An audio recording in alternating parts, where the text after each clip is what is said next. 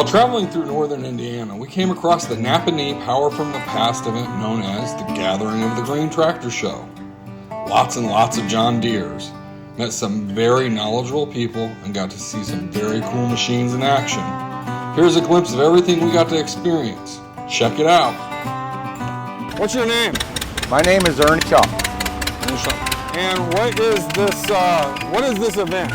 This is a classic green event that's been hosted by the Napanee Power from the Past group here, our local group here in Napanee, Indiana. And it is in a celebration for the John Deere Model A and B. But all John Deere models were welcome, so we had every model you can think of here. We had a lot of tractors here. Can you tell us why events like this are important for remembering our roots in agriculture? Well, yeah, that's one of the passions that I have and my friends here.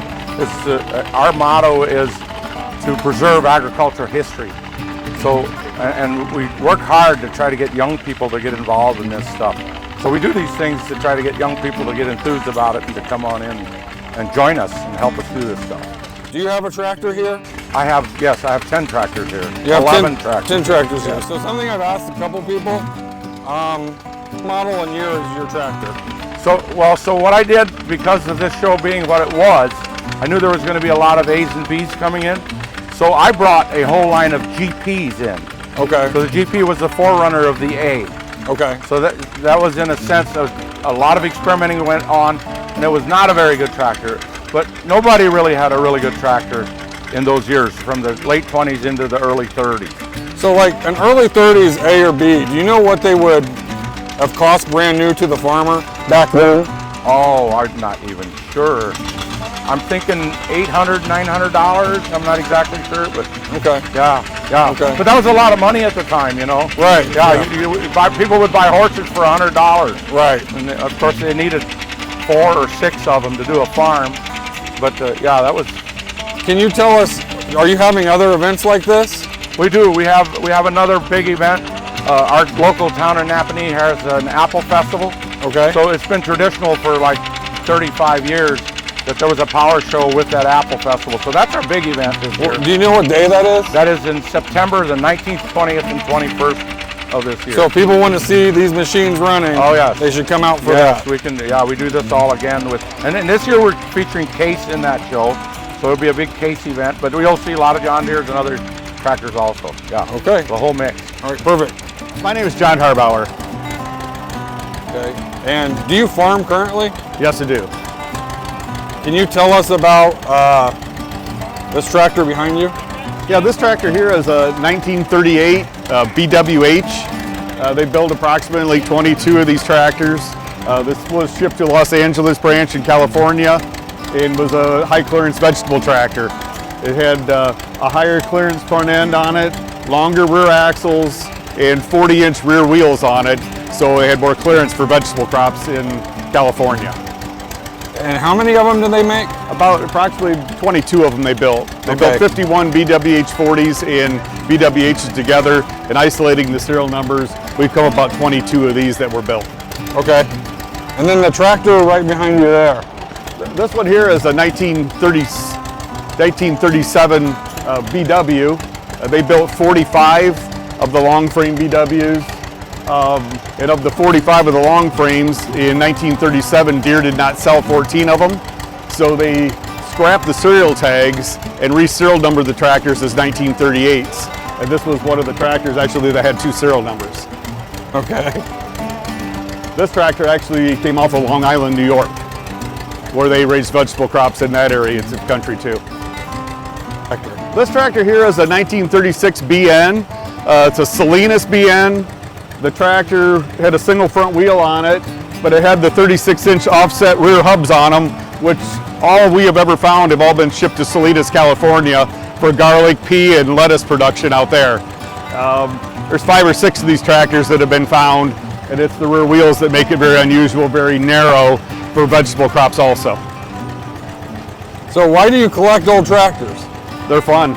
The history of them, and especially in the vegetable tractors, there's so much uniqueness and variety of what Deere built, or any companies built, for a specialty product that they did.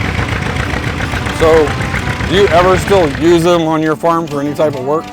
Not really, mostly for fun. We do use some of them, but just for pulling a wagon or something like that. But yeah, mostly for the hobby.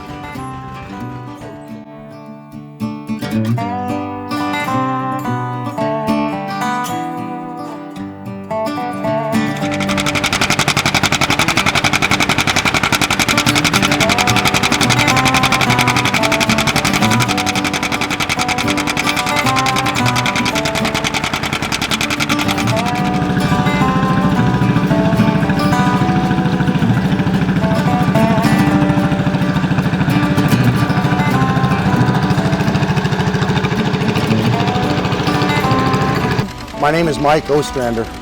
Okay, Mike, and what do you do here with this event? I was on the board of directors of Classic Green, and I got off the board at the end of 23, and then came, and I'm kind of the liaison working with Classic Green and Ernie and Power of the Past to co-do this show together. It was a concept show, and we're trying to get ready for next year for the big Classic Green reunion in 2025 in Wisconsin, West Bend, Wisconsin.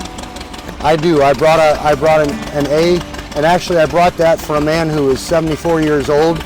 He'd never been to a show. He got this tractor. It was all stuck. They got it freed up this spring, and he got it running. The reason that we put this show on overall is this history. I mean, the tractors are 90 that we're celebrating this year, and things were so much different than what they are today. People don't understand today. They push a button and the GPS says, well, here's your line, and they'll drive you down the line. You don't even need to take the steering wheel. In those days, you had to watch all of the things that were going on, and you were doing much slower. It took hours and hours more. You never could have farmed in those days what they farm today with modern equipment. But we think it's important that how we got to where we are today doesn't get lost, that people understand that and appreciate it. So as we continue to move forward in time, all of the history and knowledge isn't lost. It's important. Yeah, we're going to we do a biannual show as part of Classic Green, and it moves around the country. Last year we were in Lebanon, Tennessee. 2 years before that, Columbus, Ohio, and 2 years before that, Grand Island, Nebraska. I'm not sure where the 2027 show is going to be, and I can't tell you what the features are going to be, but it's going to move because we want to involve different parts of the country, because different parts of the country have different crops, different methods, and I think it's important for all people to see what other parts of the country are doing. Man, what an incredible day. I'd like to give a huge shout out to Classic Green for connecting us with this event. It was just amazing. Another shout out to the Napanee Power from the Past folks. These guys made sure that we had access to whatever we wanted to see. They were amazing hosts. We met people that know more about John Deere's history than I'll ever learn. It also makes me appreciate my air-conditioned tractor, GPS, auto steer, everything. I mean, this was a huge eye-opener for me. I've never been really big on the old tractors, but now I'm digging them. Another huge shout out to my buddy Jesse the Man Troyer for making sure I didn't get kidnapped by the Amish Mafia while I was there. He was a great escort, and a lot of information came from him as well. Make sure you guys get up to Napanee, Indiana for the Napanee Apple Festival Antique Tractor Engine and Toy Show. That's September 19th through the 21st. It'll be a blast. Farm or die.